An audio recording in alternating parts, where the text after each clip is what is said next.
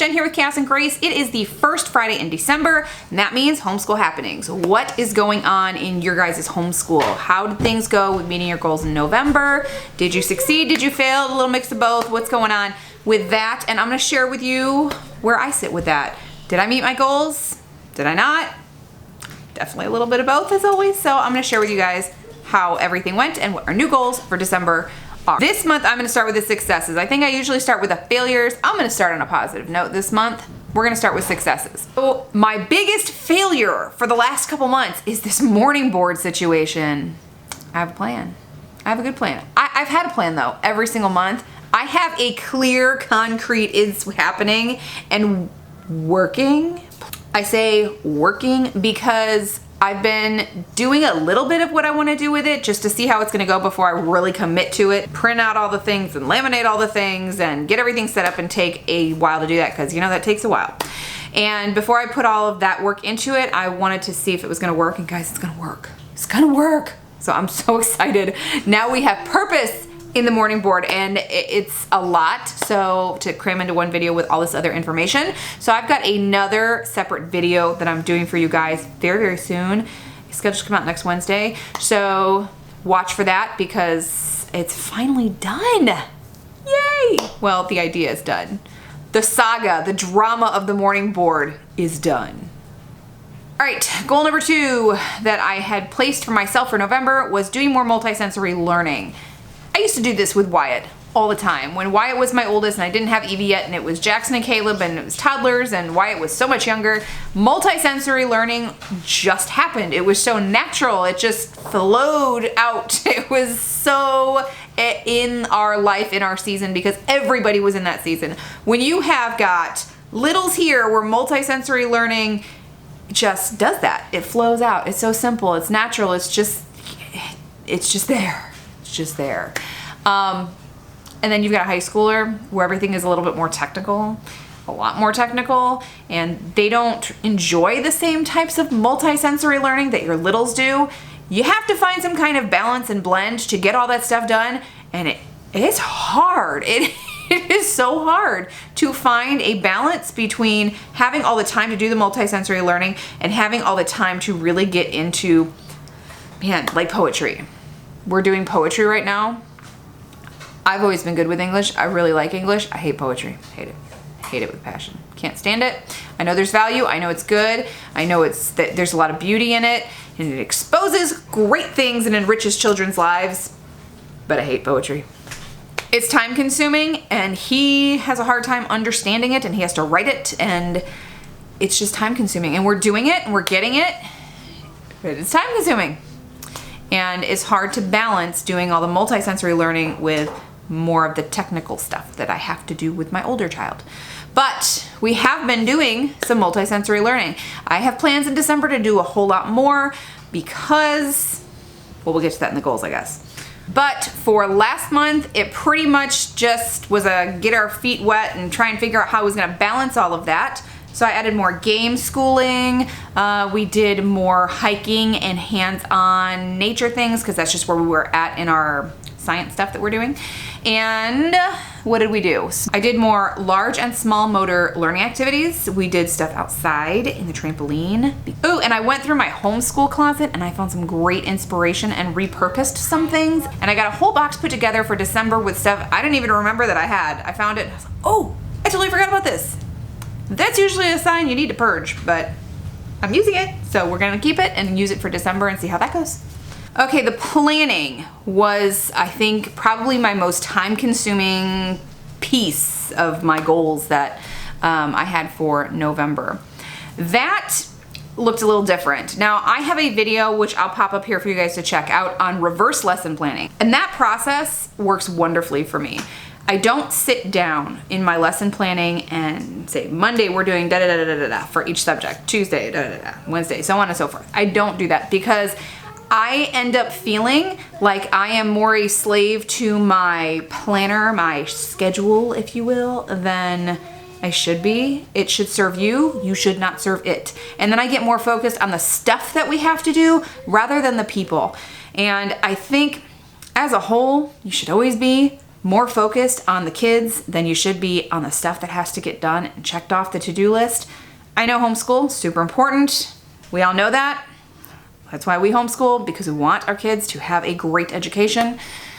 However, people need to come first and relationships need to come first. And if you're not fostering good relationships first, then that other stuff doesn't really matter.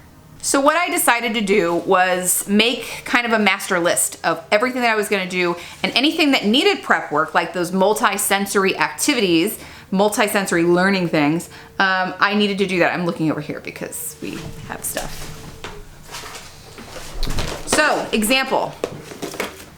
In our co-op, we have, let's see, what is it? It's like an art history class for my oldest, and he's also doing a general science class this year for his freshman year, and he's on the section about it with small machines. Okay, camera died. So, I found this thing at Hobby Lobby that was marked down to like $3 from, I think it was like 25 or 24, something crazy like that. So he did this project. At some point in time over the weekend when I sit down to do my planning for the week, I basically make a master list and say, these are the things I want to hit. So for that section, I said, simple machines. I want to do an activity with simple machines. I think I wrote down in there, my planner's in my room. I think I wrote down in there that I wanted to watch a YouTube video with him about Leonardo da Vinci. And then he told me that they already covered it in Friday school. And then there was the actual lesson in his book. So he got lots of different things. It all got pulled together and I wrote it all down. It ended up being a very full lesson. It was very good. And it's the same thing for Jackson, Caleb, and Evie. I just kind of have goals for the week and I write down those goals, and then I will write down any activities that I have that I know I need to set aside, plan, and get set up for the week or the day before or whenever I'm gonna do it. And that's what I plan. So I'm doing more of that, getting, I guess, the prep work done for the goals that I have for the week. Time for the failures. The big failure, the number one failure for November is read aloud time. I was doing so good and it all fell apart. October was great. It was just really hard to stick to in November. My plan to fix that though, I heard about this app called Libby. You may or may not have heard of this. It's a free app you download and you type in your library name and then your card number.